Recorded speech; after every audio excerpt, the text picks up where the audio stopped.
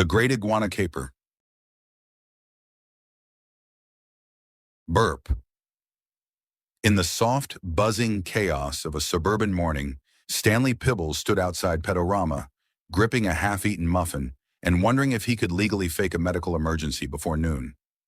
The store was alive with noise, yapping puppies, screeching parakeets, and the low, ominous rumble of indigestion from its most mysterious resident, Burp Reynolds. Stanley, a man of fragile constitution and a collection of novelty ties he pretended were ironic, was the assistant manager. He lived in constant fear of two things: customer reviews and his boss, Marla Crickshaw, a woman who could decimate a grown man's self-esteem with a raised eyebrow and once fired someone mid-yawn. But today was field trip day. 45 caffeinated fourth graders were flooding through the store in a tsunami of juice boxes and sticky fingers, and Burp Reynolds, the store's mascot and Stanley's personal pride, was ready for his big moment. Burp was an iguana, not a sleek, nimble jungle dweller, but a hefty, lumbering lizard with the body of a tired crocodile and the face of someone who'd eaten an expired burrito. He had a unique condition. He burped. A lot. Constantly. With the power of a jet engine and the scent of microwaved shrimp left in a car. "Gather round, kids," Stanley called, pushing up his glasses. "This is Burp Reynolds, an endangered, probably, species of something reptilian and majestic." As Stanley lifted the iguana from his heat rock, Burp blinked once, took a breath, and let loose a belch so thunderous it cracked a nearby fish tank and sent the school nurse into a fainting spell. Screams erupted.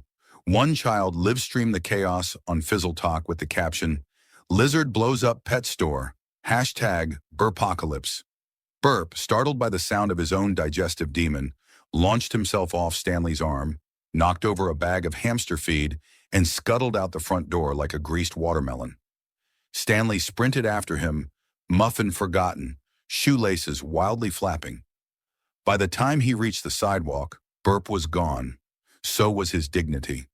Back inside, Marla stood next to the shattered fish tank, arms crossed, water dripping from her clipboard. "Stanley," she said slowly, as a goldfish flopped past her foot, "you have 24 hours to find that lizard.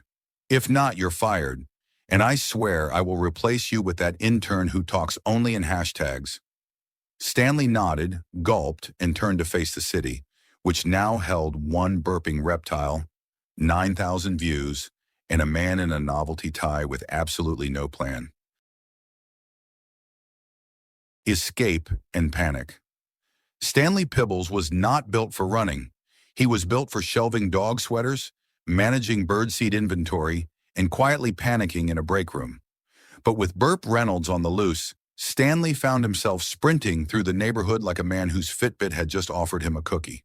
"Burp!" he wheezed, dodging a mailbox. "You get back here and face your bodily functions like a domesticated lizard." There was no sign of him.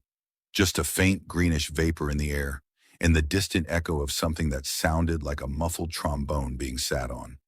Stanley followed the trail like a bad detective in a low-budget procedural. One dropped cricket, one toppled trash can, and one very confused corgi at a time. The path led him behind a food truck where a man in a chef's hat was fanning smoke away from his face. "You see a burping iguana come through here?" Stanley asked between gasps. The chef pointed, eyes watering. "It belched. My soup curdled mid-stir. My bone broth is now boneless. What the hell was that thing?" "Long story," Stanley muttered, then took off again. He spotted a small crowd gathered at a crosswalk staring up at a rooftop. There, perched like a gargoyle of questionable hygiene, was Burp. The iguana looked majestic, if by majestic one meant slightly bloated and confused. Okay, Stanley whispered to himself, thinking back to the mandatory lizard wrangling seminar. Remain calm. Maintain eye contact. Avoid sudden brap. Burp unleashed a belch that set off a nearby car alarm and knocked a latte from someone's hand 2 blocks away. An elderly woman screamed and fainted into a shrub. Stanley made a grab for the drain pipe, trying to climb up, but his hand slipped. His knee slammed into a recycling bin, launching a cascade of soda cans onto the sidewalk with deafening clatter. A toddler nearby clapped.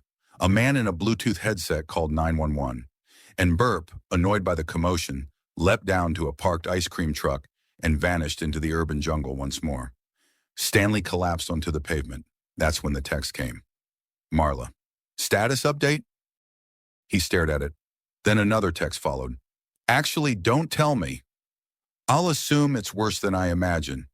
You have 23 hours. Stanley groaned and peeled himself off the ground. He needed help, professional help, or at least someone less sweaty. He dragged himself back home to regroup, walking past a soda machine outside a gas station. He stopped. It was hissing, groaning slightly. Then, boom! The entire machine exploded in a geyser of orange soda, showering Stanley in high fructose shame. A store clerk peeked out, wide-eyed. That lizard again? Stanley nodded, dripping. Definitely Burp. Back home, he dried off, grabbed his emergency iguana retrieval kit, duct tape, banana chips, and a net from a dollar store, and flopped onto his porch swing to think. He didn't get long. Nice day for a reptile chase, came a gravelly voice behind him. He turned to see Rhonda Velasquez, his next-door neighbor, wearing camo Crocs, night vision goggles, and a fanny pack that might have once held explosives or breath mints. Stanley blinked. How do you always know everything before I tell you? I monitor the animal frequencies, she said, and also your Wi-Fi. You really need a better password. Rhonda was a former police officer turned conspiracy podcaster. She once claimed pigeons were monitoring her sleep patterns and tried to subpoena a ferret. I need help, Stanley admitted. She grinned. You're in luck. I've been waiting for the lizard apocalypse since 2008. Stanley didn't have the strength to argue. Burp's out there somewhere, probably weaponized by now. Good, wait, Rhonda said, cracking her knuckles. Let's find him before the government does. And just like that, the team was formed. One underprepared pet store employee, one off-duty vigilante, and a fugitive iguana whose latest belch had just knocked out a row of streetlights. Somewhere in the distance, sirens wailed. Burp Reynolds was on the move. The search begins. Stanley Pibbles had never willingly climbed into a golf cart with a raccoon trap, 3 walkie-talkies, and a woman who casually wore a vest labeled Urban Recon Lizard Unit. But desperate times called for even more desperate neighbors. Rhonda Velasquez gripped the wheel of her heavily modified cart, named the Truthmobile, with the intensity of a fast food drive-through line cook during lunch rush. Her eyes scanned the horizon, her ponytail fluttered like a militant flag, and the scent of beef jerky and citronella wafted from her fanny pack. Got the tracker? She barked. Stanley buckled into the passenger seat with a gardening glove duct taped to one hand, held up a blinking GPS device duct taped to a baby monitor. What exactly are we tracking? I embedded a sound frequency filter into the mic input, Rhonda explained. We'll follow the unique decibel pattern of Burp's emissions.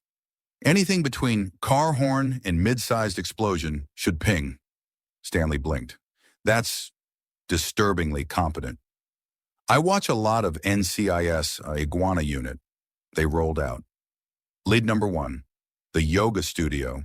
Rhonda's monitor lit up like a Christmas tree as they approached Bend and Pretend Yoga Lounge. A wave of patchouli smog hit them as they entered, triggering Stanley's latent almond-scented trauma. Inside, the room was bathed in lavender light. A circle of yogis sat in lotus pose, hands raised, eyes closed, surrounding none other than Burp Reynolds, lounging atop a folded towel like some bloated reptilian guru. A soft chime played.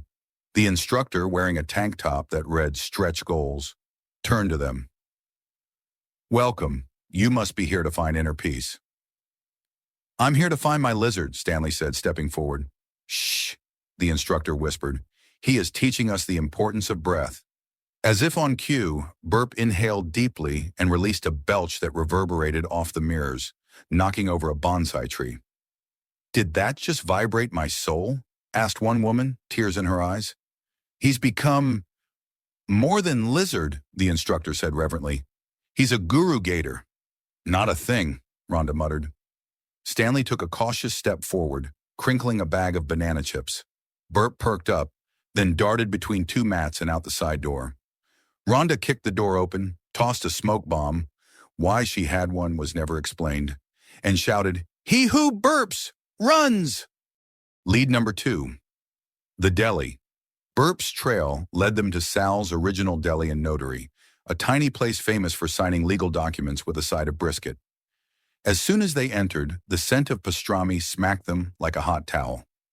Sal himself, a man who looked like he'd fought and lost a war with horseradish, stood behind the counter, arms folded. "Don't tell me," he said. "You're looking for the Belcher." "You've seen him?" Stanley asked, panting. He strutted in like he owned the place, sat on the counter, let out a burp so powerful it tenderized an entire corned beef. "I've been trying to replicate it for years." "Where is he now?" Sal pointed to the shattered back door. "Tried to charge him for a pickle." He bolted. "Classic burp," Stanley sighed. Rhonda scribbled something in a notebook labeled "Reptilian Influence in Deli Culture." Stanley didn't ask. Lead number 3, the theater. By now, Stanley was sweating through his khakis. Rhonda was energized, feeding on chaos. The trail took them to the local community theater, the Thespian Ferret, where a production of Les Miserables was in full rehearsal. They entered to the sound of someone singing Stars off-key. A stagehand in black jeans and theater trauma saw them and whispered, "Are you the lizard people?" Rhonda lit up. "Finally, someone who sees us." "No, like actual people looking for a lizard," the teen clarified. "He's been here for hours. Just vibing." Burp was on stage, dressed in a tiny Javert hat. Apparently he had wandered in, burped during someone's monologue, and was mistaken for an experimental method actor. The director was obsessed. "He's got gravity," she whispered to Stanley. "His stillness, his unpredictability. He burps the truth." "He's a lizard with gas," Stanley cried. "He doesn't even know what theater is." "Exactly," she said. "Pure art." Rhonda pointed. "Look, he's climbing the catwalks." Sure enough, Burp was ascending to the lighting rig. One of the crew members fainted as a belch rattled the rafters and caused a spotlight to rotate 360 degrees and land perfectly on Stanley's face. "Please," Stanley begged, reaching out. "Come down. I have crickets. Spicy ones." Burp paused. Then, of course, he belched, knocking over a hanging backdrop and sliding down a curtain rope like a zip line. Stanley ran to the back door just in time to see Burp land in a bush and vanish yet again. They collapsed outside next to the dumpster. Stanley leaned against it, defeated. "He's evolving." "He's thriving." Rhonda handed him a Capri Sun. "He's moving towards something. I can feel it." "Like what? Enlightenment? An all-you-can-eat buffet?" "No," she said slowly. "Fame." Stanley sipped from the tiny straw, staring into the middle distance. The burping was getting stronger, louder, more frequent. The city wasn't ready, but they were getting closer. And Burp Reynolds was leaving a trail of fans, food, and lightly traumatized thespians behind him. The race begins. The next morning, the city was on edge. Across neighborhoods, reports flooded local news stations. A burp-induced sprinkler activation at a retirement home, the collapse of a Jenga tournament at a middle school, and a spontaneous jazz band formation in a subway tunnel, all allegedly triggered by a mysterious lizard with an expressive gastrointestinal system. Rhonda watched the coverage with a satisfied smirk. Stanley, wrapped in a heated blanket and emotionally exhausted, sipped reheated soup from a mug shaped like a turtle. And then, just as the weatherman was mid-sentence about a suspicious fog over the downtown sandwich district, the screen cut to a news alert. "Breaking animal control enlists. Special agent to locate burping reptile." The image, a square-jawed man in mirrored sunglasses, arms crossed, standing heroically beside a tranquilizer gun the size of a trombone. "Oh no," Stanley whispered. Rhonda dropped her soup spoon. "Brick Slamjaw." The name hit like a slow-motion explosion. Lieutenant Brick Slamjaw wasn't just a man. He was a walking forehead with the tactical instincts of a doomsday prepper and the emotional depth of a doorstop. Former animal control turned special threat responder, Slamjaw had been forcibly reassigned 5 times due to excessive grappling with animals not requiring grappling. He once drop-kicked a swan. Now he was the city's last resort. The news anchor's voice crackled. When asked about the iguana, Slamjaw replied, "I don't negotiate with reptiles. This ends now, dead or alive, but preferably gassy." A montage followed, Slamjaw rappelling down a building for no reason, slamming a snake cage shut in slow motion, and giving CPR to a ferret, which had not asked for it. In every shot, his sleeveless uniform sparkled with aggressive patriotism. "I thought he retired," Stanley muttered. "Nope," Rhonda said. "He went rogue. Started his own freelance animal ops group, Vermin Justice." As if on cue, a flyer slipped under the door. It read, "Have you seen this lizard? Burps like a cannon. May attempt mind control. Reward, free Slamjaw keychain. Do not approach." "I will. Lieutenant Brick Slamjaw. Commander, Vermin Justice." Stanley looked at Rhonda. "We're not just tracking Burp anymore. We're in a race." She nodded grimly. "A race against a man whose idea of subtlety involves smoke grenades and protein powder." Somewhere in the city, Slamjaw strapped a helmet onto a raccoon and whispered, "Scout ahead, Corporal Whiskers. We have a flatulent fugitive to find." The hunt was on. The burpening begins. The scent of frosting, pizza grease, and children's dreams hung thick in the air as Stanley and Rhonda pulled up outside Chomper's Pizza Kingdom, a local birthday party hotspot and lawsuit incubator. A poorly costumed mouse mascot stood out front, waving with one hand while holding a cigarette behind his back with the other. "Got a lead on the burping menace," Rhonda said, scanning the building through a pair of binoculars duct taped to a flashlight. Stanley adjusted his sweat-drenched tie. "Please tell me he's not performing again." "Worse," she said. "He's headlining." Inside, chaos reigned. Children were shrieking, not with fear, but joy. A chorus of "burp, burp, burp" echoed over the busted PA system. Balloons bounced across the floor like caffeinated jellyfish. And at the center of it all, perched proudly on a pizza-stained throne, wearing a crown made of paper napkins and glitter glue, sat Burp Reynolds, the lizard legend himself. He looked content, regal, slightly bloated. A giant sheet cake to his left read, "Happy birthday, Kyle," in lizard. Kyle, the birthday boy, didn't seem to mind sharing the spotlight. In fact, he was currently asking Burp to be his new stepdad. "Look at him," Stanley whispered in awe. "He's thriving." Then came the belch. "Brup!" It rattled the plastic slides. Balloons burst midair. A ceiling tile quivered and fell. Somewhere near the restrooms, a claw machine rebooted itself. "Okay," Stanley said. "Maybe a bit too much thriving." Rhonda pulled out a lasso made of extension cords. "We take him now." Before he builds a kingdom, Stanley took a step forward, only for the front doors to explode open. Kraboom! Smoke filled the air. Children screamed.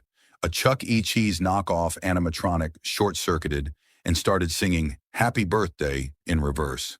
From the haze emerged Lieutenant Brick Slamjaw, flanked by two interns in tactical vests and a rescue ferret on his shoulder. "This is a code green," Slamjaw bellowed, pulling out a taser the size of a violin. "Flatulent reptile in a high-density child zone. Engagement authorized." Stanley leapt in front of him. "Wait, you can't just tase a beloved party mascot." Slamjaw narrowed his eyes. "Beloved?" That lizard hijacked a yoga studio, destroyed a deli, and performed Les Mis without a permit. He's more burp than beast. "He's a little misunderstood," Stanley argued, "and lactose intolerant." Rhonda tried the diplomatic route.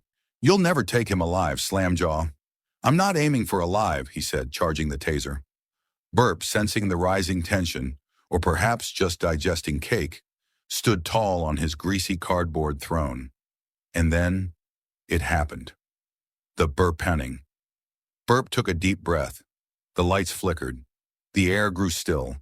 Even the animatronic moose paused mid-jig. Then, burp! It was glorious. It was apocalyptic. The windows rattled. A stack of pizzas lifted slightly off the counter and hovered. Party balloons shot into the rafters. Somewhere outside, a Tesla rebooted itself. Slamjaw's taser short-circuited and fired backwards into his tactical vest. Slamjaw screamed and fell into the ball pit like a sack of potatoes in bravado. "Medic!" shouted one of his interns.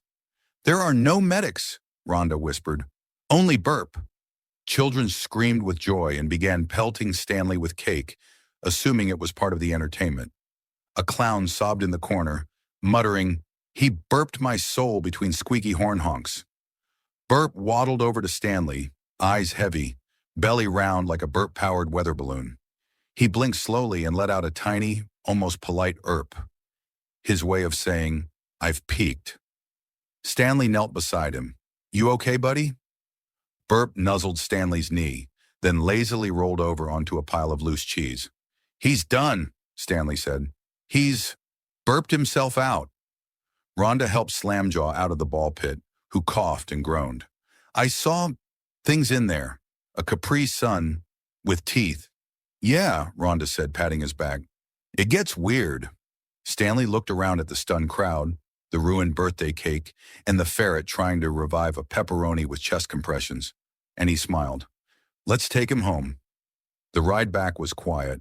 Burp snoozed in a pizza box in the back seat. Slamjaw, humbled and slightly smoky, said nothing. Rhonda hummed the Les Mis finale and scrolled through the growing hashtag, Burpening 2025. Back at Pet-o-Rama, Marla Crickshaw stood at the front door, arms folded, lips pursed into a frown sharp enough to pop balloons. But she wasn't alone. Behind her was a camera crew, a social media manager in a burp-themed hoodie, and a representative from Reptile Digest magazine holding a bouquet of crickets. "What is this?" Stanley asked cautiously. Marla pointed to the trending number on her phone. "We're viral, Stanley." "Viral." He blinked. "So, I'm not fired?" She squinted. "Oh, you're still in charge of cleaning the ferret hammocks and restocking the vending machines. But you're also now our head of brand expansion, and Burp is getting his own YouTube channel. Congrats." Burp let out a soft, dreamy burp in response, and just like that, the legend grew. Lizard redeemed. Stanley stood in the newly christened Burp Reynolds Reptile Pavilion, staring at the life-size cardboard cutout of his iguana, wearing sunglasses and holding a smoothie. He still wasn't sure how this had all happened. Burp lay sprawled on a custom velvet heat rock behind the glass, surrounded by fan mail, edible glitter, and a small disco ball that spun slowly even when the lights were off. He blinked lazily, let out a sleepy "erp," and rolled over. "He's settled," Stanley said, arms crossed, nodding to himself. Marla Crickshaw walked by holding a laptop and a frown. "We've got sponsors now. Laxative brands, noise-canceling headphone companies, even a yoga mat startup. Apparently the Burp Your Truth video hit 50 million views." 50 million, Stanley whispered. "That's almost double the population of reptiles on Earth." "Good," she said, walking off. "Maybe now he'll pay rent." Stanley knelt by the enclosure. Burp pressed his scaly head to the glass. "Thanks, buddy," Stanley murmured. "You blew up my life. But you made it better, like a gassy guardian angel." Burp belched in agreement. Meanwhile, Rhonda Velasquez was now the CEO of her own online store, selling Burpspiracy t-shirts, mugs, and novelty flamethrowers, for legal use only. Her podcast had gone global. She even landed a book deal, Hot Win, Cold Truth, My Time with a Revolutionary Reptile. As for Lieutenant Brick Slamjaw, he had been quietly reassigned to the non-belching reptile division, stationed in a swamp near Tallahassee. There, his only assignment was to monitor a particularly lazy turtle named Ed. According to reports, Slamjaw now meditated. He also named the turtle Corporal Redemption. And Stanley? Stanley was promoted, sort of. In addition to managing the reptile section, he now oversaw vending machines, social media, and public iguana relations. His job title, laminated and posted on his office door, read Lizard Liaison and Gastro-Influencer Coordinator. Was it glamorous? No. Was it strange? Deeply. But for the first time in years, Stanley didn't dread coming to work. He had a purpose. A gassy, unpredictable, majestic purpose. And Burp Reynolds, formerly just a burping store mascot, was now a legend. Epilogue. 6 months later, Burp Reynolds starred in his first major motion picture, To Serve and Expel, Lizard Justice, opposite a fainting goat named Delroy. The film debuted at #1, narrowly beating out a gritty reboot of Air Bud. Critics called it visceral, unexpectedly moist, and the loudest movie of the year. Back home, Stanley sat on his porch, sipping lukewarm tea beside his now famous iguana. The sun was setting. The world was calm. For once, Stanley muttered, just one quiet burp. The porch light flickered. Stanley sighed. Figures. Burp blinked proudly. The legend lived on.